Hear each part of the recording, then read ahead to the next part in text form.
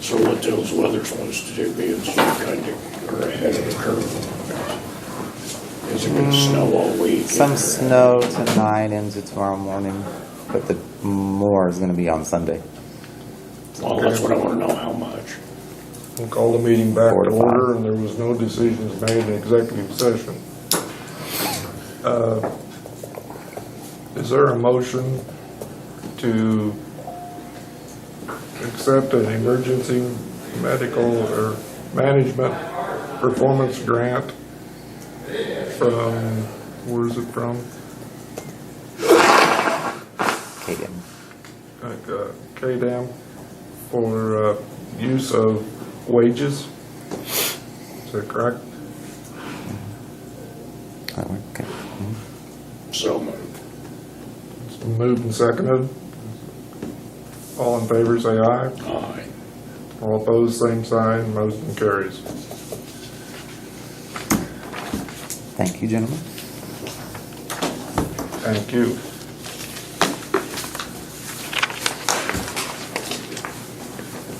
Have a good weekend.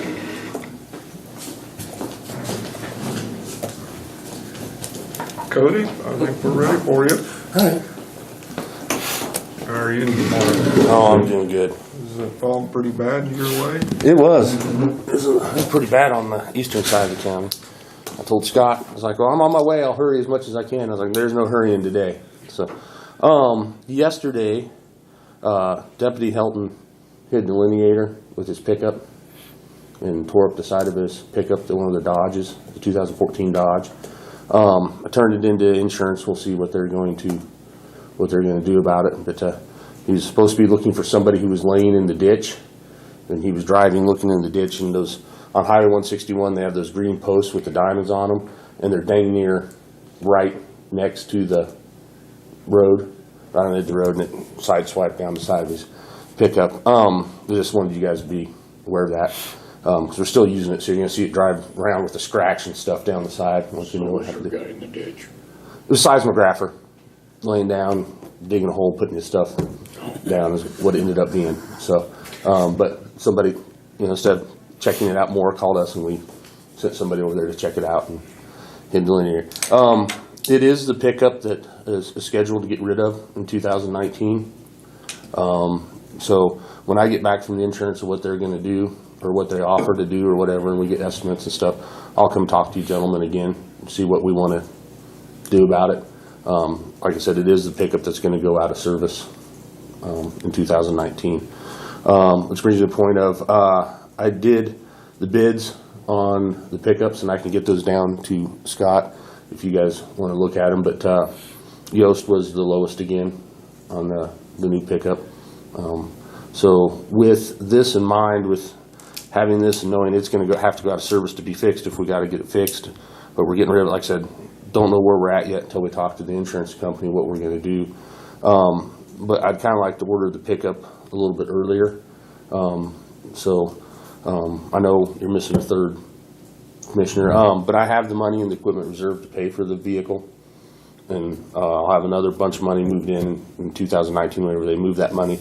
But I'd like to order that vehicle sooner than later now that we have one that's damaged. If you guys have any objections, or if you want me to wait until Terry's back to present that to you guys, or what, because it takes usually about 3-4 months for them to build the pickup and get it to us. So usually we order at the January meeting is when I get the permission to order it, and it's usually June or July before it's put into service and started using. I'd kind of like to skip that forward a little bit. The bill won't come. We won't have to pay the bill until the pickup arrives, and the pickup won't arrive until 2019. Like I said, we have the money in the equipment reserve to pay for it. So, How many miles on your old pickup? I think about around 130,000. So I'm not quite. And you're gonna encumber the money out of this year's budget and hold it over to next year? No, I did that the year before. See, I have the money in my equipment reserve. So you gotta spend it this year rather than hold it over till next year? No, I can carry it over. See, I'm always a year behind. I'm spending, like in 2019 when I buy that vehicle, that's the money that encumbered over and spent over in 2017. Because I try to keep enough money in my equipment reserve to buy 2 pickups, or 2 vehicles. One for our annual vehicle, because we buy a vehicle every year and rotate one out, because they get about 5-6 years old then by the time we're getting rid of. And another one's just an emergency in case we wreck and total one and insurance. You know, you wreck and total one that's 6 years old and it's got 120,000 miles on it, you're not going to get a very big insurance check. So I try to keep enough money in the equipment reserve that if that happens, we can go buy one at that time. So I keep around 88,000 in my equipment reserve. It takes about 36,000 to buy a vehicle. The rest is emergency reserve, you know, in case we total one in the middle of the year. I'm not having to come down and ask you guys to take that like general. pickups a lot better than like the Explorers. I like having a couple of the Explorers around, but I like the majority of them being pickups because, well, we've all been out here. We know what happens when it rains, when it snows, and we still have to get someplace, and we still have to go. So, and the price difference isn't that much. And right now, those 2016, I think they are 2016 Explorers that we have, their fuel mileage isn't all that much different than the new Ford F-150s with that EcoBoost 6-cylinder engine in it. The mileage isn't all that much different. The Explorers are getting a little bit better, but not. I mean, you're talking about a mile or two per gallon, you know, is all. So there's not a huge difference. But I mean, in a couple of years when we replace those Explorers, I'll probably replace it with another one of those Explorers. But I just like the majority of them being four-wheel drive pickups. So, and like I said, once we find out from the insurance company, once we get an estimate on fixing this pickup, it's drivable. It's just cosmetic down the side and stuff. I don't know what you guys are going to do with that pickup. I usually just bring it in here. Well, not literally bring the pickup in here, but I come in here and say, I'm done with the pickup. What do you guys want to do? I'll sell it, you know, give it to another department, whatever you guys want to do with it. I know I looked at trading it in. I got a bid from Yost. I didn't do the other dealerships for trading in because they didn't want to trade.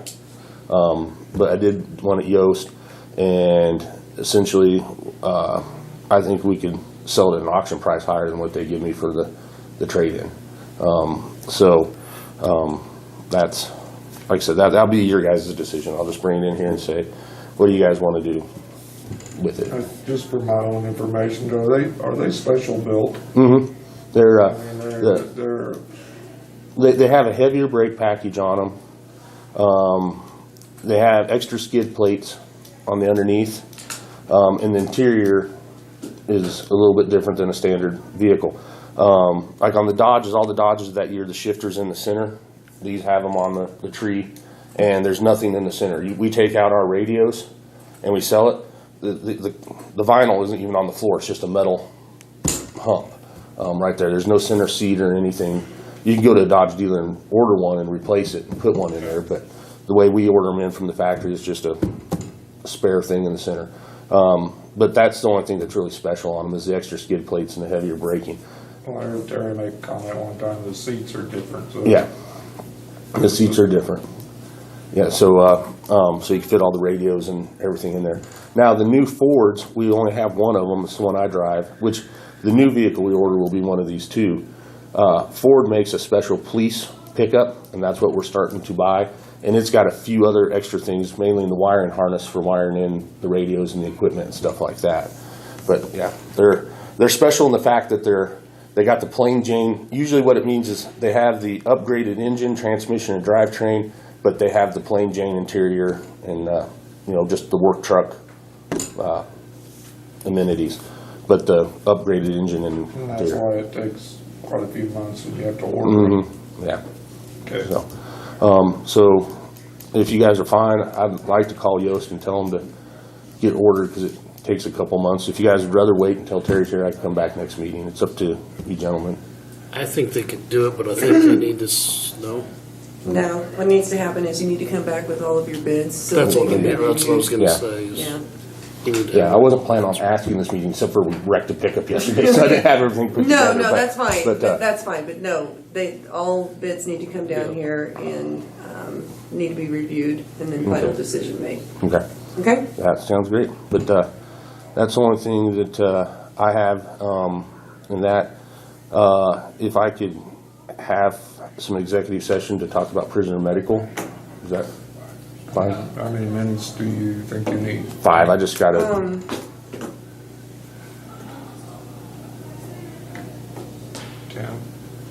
Can we step outside so that I can find out what you're wanting your Yes. executive for? Yes. See if it falls within an exception? Yes.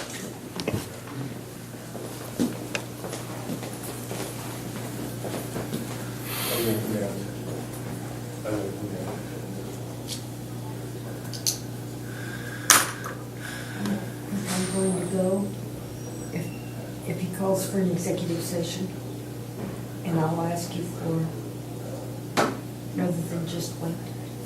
I don't want you to go.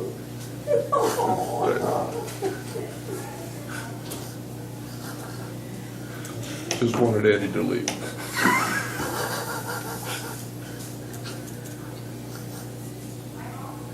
He ain't coming back. I thought you took it as a joke.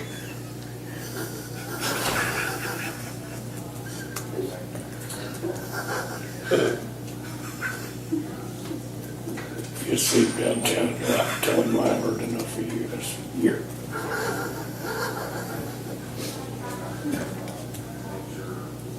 That's the only reason why he was here is for that. Yeah. Do you have to do that in executive session? No, you can just do it. Okay. Okay.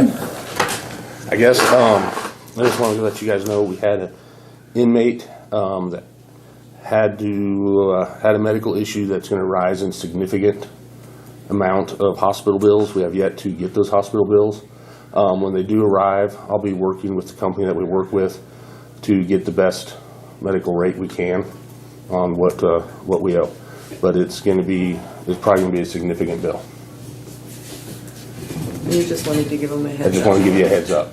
Didn't want sticker shock when the bill showed up and you guys weren't aware of it, so. Well, maybe that'll change if you get a new pickup. Well, that's why I talked about the new pickup first and then talked about this second. But no, and to update you, I went to the Sheriff Association and we did talk about prisoner medical a lot and our liability. Currently, there's not any, I've been trying to find some kind of insurance that we could use to cover prisoners, and I've been having a hard time. Currently, it really doesn't exist, but K-Camp was there at our meeting, and a bunch of us cornered them. They're going to look into seeing if they could create some sort of insurance policy to cover a major event like what we had. It won't cover the little tiny, you got to take them to the dentist, or you got to go take them for this or that. It would be major catastrophe only, whenever you have something major happen. But they're going to look into seeing if they can create a policy like that. Of course, that'd be in the future. That's not anything that helps us out in this situation. But yeah, I've been trying to find something that nobody really will cover a pool What like does the that. Department of Corrections use? They have their own medical staff. They have like nurses and doctors and stuff that work within the facility. So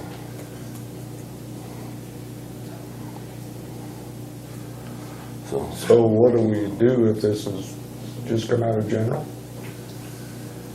We'll have to see what the bills are. I mean, if we're over budget on, I'll tell you right now, because over the over we're budget. going to be over budget. Probably be way over budget. And so there'll have to be, the commissioners will need to be approached, we'll be in contact with the auditors, and there will have to be appropriate action taken for this exception to cover those expenses. So it comes out of general. You're just gonna have to start picking up healthier convicts. They're not healthy. No, but I try to, whenever we have something like this, I try to stay in contact with the county attorney to make sure we're covering our liability every which direction we can. Or she probably gets annoyed when I call her in the middle of the night and say, I've got another sick one, but we try our best to see what we can do. But if an emergency arises, then our hands are pretty much tied. yeah, If we can anticipate, like a doctor's visit or something of that nature, then we can deal with the situation. But if there is an emergency and they are in Cheyenne County's custody, we can't just say, see ya. no, there's some state law and some case law over that. Exactly. Exactly. Pretty adamant that way. But yeah, So, again, for most of them probably don't have insurance. What if they do have health insurance? The medical facility can bill their health insurance first and see if they pay it. If they don't, then we're back for the deductible or whatever like that. Honestly, there's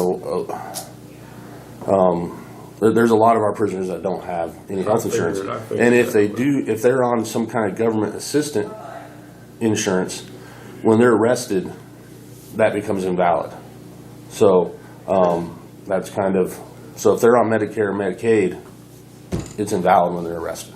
Once They're- you're incarcerated. Yeah, their regular private insurance, like, say, if I was arrested and I was still employed, they could bill my health insurance.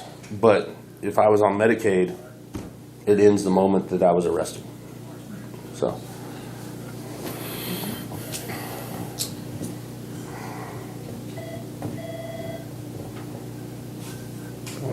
Now, can we get deputy sheriff for reckless driving if he was driving in the ditch? I don't know about reckless, but we could probably get something out of it. So, yeah. No. Yeah, he feels pretty bad about it because Well, I bet he does. it's kind of one of those things where you're looking 50 feet out, but you're not looking 2 feet away from you. You're looking.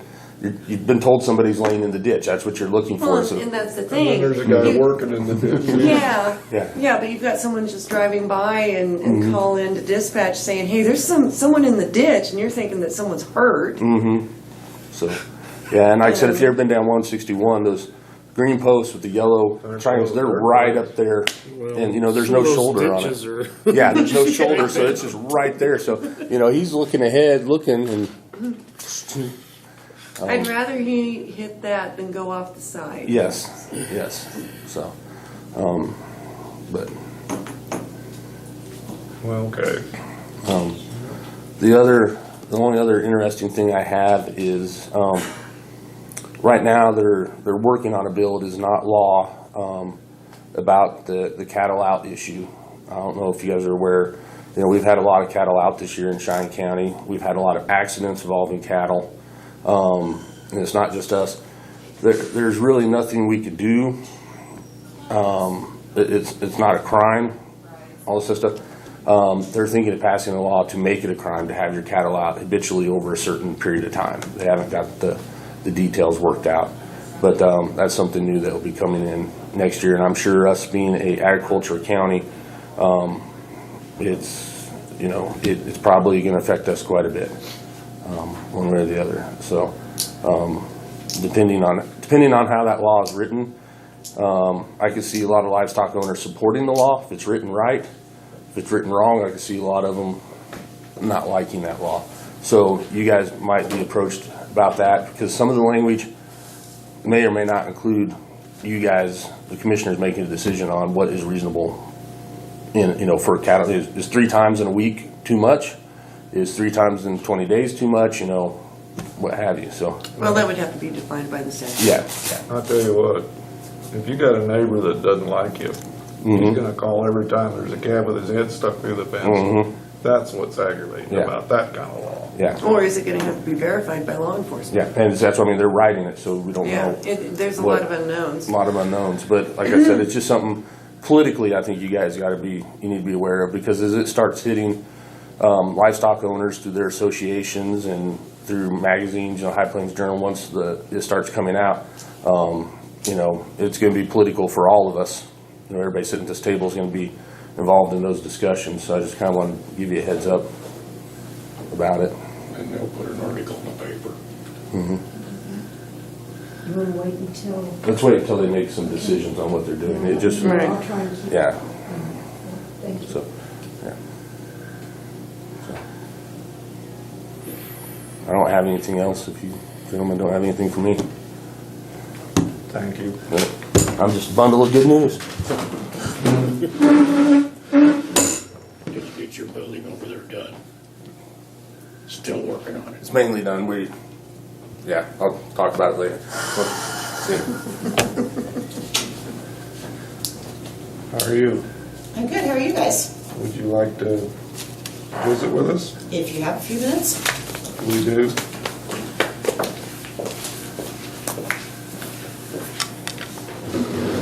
Time's up. Okay. I just wanted to give you what was handed out at the annual meeting for Northwest Kansas Planning and Development, Pioneer Country Development, and Northwest Kansas Housing. And the dues from the counties are paid with a mill levy. I think the county pays half of that, and the city of St. Francis pays the other half. That part of the entity with the Planning Commission handles infrastructure for the cities, the counties. It could be a bridge, it could be an ambulance, a fire truck, a firehouse, water and sewer, and other things like that. Whoever is appointed to attend those meetings from this board next year, it's pretty critical that that person does attend, because there's some issues that we'll be discussing starting in January. And the meetings are always the last Wednesday of the month at 7 o'clock in Hill City. And the other thing is I think you're probably aware the Big Kansas Road Trip will be in Cheyenne County and Sherman and Wallace next year, May 2nd through the 5th.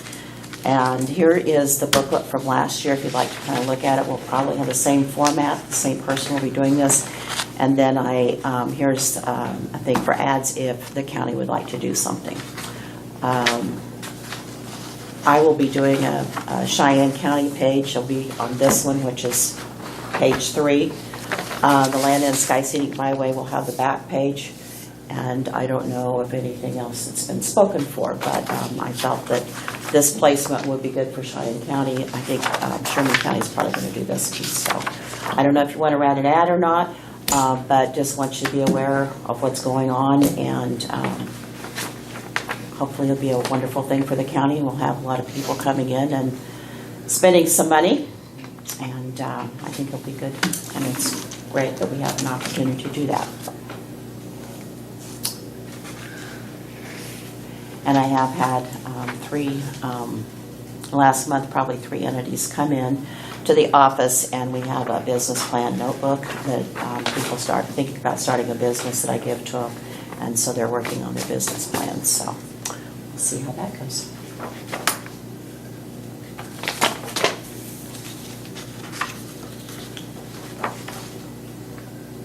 And at any time, if you have any questions or anything, please feel free to get in touch with me. Thank you. You're doing a good job. Well, Appreciate thank you. it. And you can keep this if you want.